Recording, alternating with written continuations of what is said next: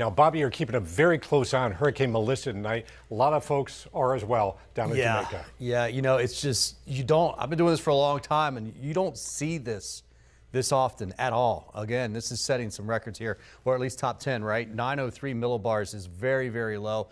Could get lower depending on the eye wall replacement cycles, but it's moving now to the northeast at 2 miles per hour. That speed should pick up a little bit as we move through the overnight hours tonight. But that's going to mean that really early tomorrow morning and through the first half of Tuesday is really just going to be hellacious in Jamaica, especially this area over here. That's where the highest winds will be. Now look, Jamaica is about 140 miles wide. The swath of hurricane force winds around the center is about 70 miles. Okay, so if it comes in here, it's something like this. Yes, they'll get winds down on the Kingston side, but I think the highest winds will be out towards Negril. Negril's actually maybe on the back side of it, but it's going to be close to that area. So you can see now it kind of did a little bit of a loop-de-loop, if you will, and now it's coming back out to the north and the east. 175 mile per hour winds. Recon's been in there. In fact, this plane came out of Lakeland. That's one of our NOAA P3s.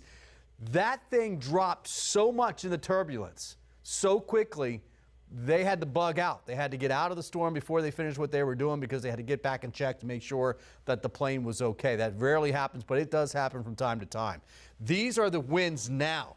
So you can see where those highest winds are. 175, probably right over in this area here. So it's a small area, but 150, 160, around that eye wall easily.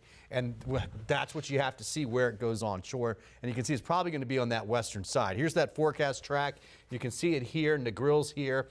140 mile per hour winds after it goes over the mountains of Jamaica, 7,000 feet high in spots. And then southeast Cuba, by the time we get towards late Tuesday night into early Wednesday, and then Wednesday afternoon and evening in the southeastern Bahamas, parts of the Turks and Caicos as it heads out to sea. And yes, 85 mile per hour winds Thursday night. There's Bermuda. It's going to be very close to Bermuda as well. Forecast models, I mean, at this point, what we really want to see is where does it get going to the northeast. Look at them all on the western side there. Yeah, that's going to put a lot of that wind there. Now, 15 to 30 inches of rainfall is expected. We've been talking about that number. That really hasn't changed. The front that came through here today, you know, the showers that we saw, at least north of I-4, that's part of what's picking this up. A secondary one comes by the time we get towards Wednesday night, and that really picks it up and takes it out to sea. Now, Bobby, you're keeping a very close eye on Hurricane Melissa tonight. A lot of folks are as well down in Jamaica. Yeah, it's just, I've been doing this for a long time, and you don't see this often at all. Again, this is setting some records here, or at least top 10, right? 903 millibars is very, very low. Could